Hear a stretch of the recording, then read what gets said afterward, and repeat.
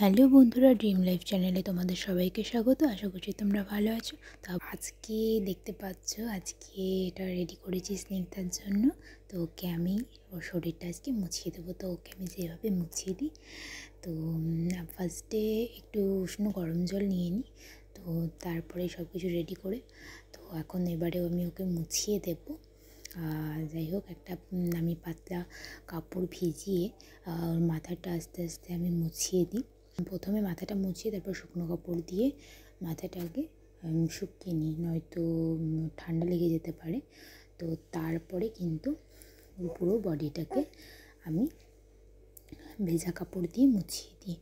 যাই হোক, ও যতটা মুছিয়ে দিলে একটু ফ্রেশ ফিল করে, আর ওদের একটু গরমও বেশি লাগে। তো যেদিন করে চান করানো হয় না, সেদিন করে ওকে কিন্তু মুছিয়ে দেওয়া হয়, নয়তো রাতে খুব কান্না করে একটু, আর ঘুমোতে চায় না। আর বেবিদের হয়তো গরমটা একটু বেশি লাগে। আর ওকে চান করানোর সময় বা মোছানোর সময়ও কিন্তু কান্না করে না, খুব কম করে।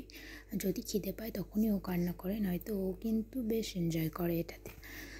আমি যেভাবে ওর মাথাটা মুছিয়ে দিই, তো সেই প্রসেসেই কিন্তু ওর শরীরটা মুছিয়ে দিয়ে শুকনো কাপড় দিয়ে শুকিয়ে নিই যত তাড়াতাড়ি সম্ভব। আমি যেদিন করে ওকে মুছিয়ে দিই, সেদিন করে আমি আরেকটা কাজও করি। সেটা হচ্ছে, আমি সামান্য লোশন নিয়ে ওর মাথার মধ্যে যেখানে যেখানে ময়লা জমে যায় সেই জায়গাগুলোতে লোশনগুলো লাগিয়ে দিই।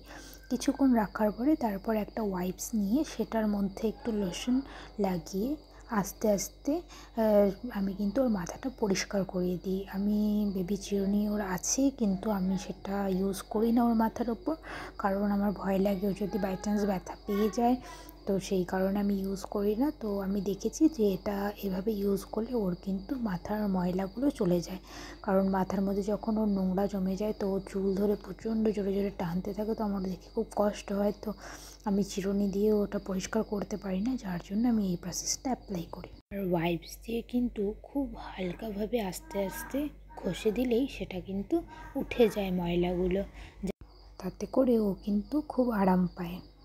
ওদের মাথায় যে ময়লাগুলো জমে, তো ওটা কিন্তু খুব শুকনো হয়ে থাকে, যার জন্য লোশন দেওয়ার পরে কিন্তু সেগুলো অনেকটা নরম হয়ে যায়। আর ওয়াইপস দিয়ে সেটা ধীরে ধীরে ঘষে দিলে ওটা কিন্তু ইজিলি উঠে আসে। তো যারা আমার ভিডিও দেখছো, যদি মনে হয় আমি কিছু ভুল করছি, তো আমাকে কমেন্ট বক্সে অবশ্যই জানাবে, আমি কিন্তু সেটা ঠিক করব। যদি তোমাদের বেবি সম্পর্কে আরও কিছু ধারণা থাকে যে এটা করলে বেবির ভালো হবে, অবশ্যই আমাকে বলো।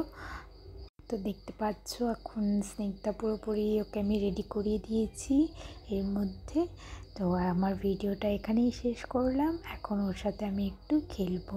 তো দেখা হচ্ছে নেক্সট ভিডিওতে।